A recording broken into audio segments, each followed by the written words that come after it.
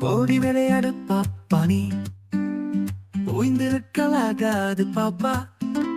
கூடி விளையாடு பாப்பா, ஒரு கூடி குழந்தைய வையாதே பாப்பா. சின்னஞ்சிறு குருவி போலே நீ இருந்து பறந்து வா பாப்பா. வண்ண பறவைகளை கண்டு நீ மனதில் மகிழ்ச்சி கொள்ளு பாப்பா. காலை எழுந்தவுடன் படிப்பு, பின்பு கனிவு கொடுக்கும் நல்ல பாட்டு. மாலை முழுதும் விளையாட்டு என்று பழக்கப்படுத்திக் கொள்ளு பாப்பா.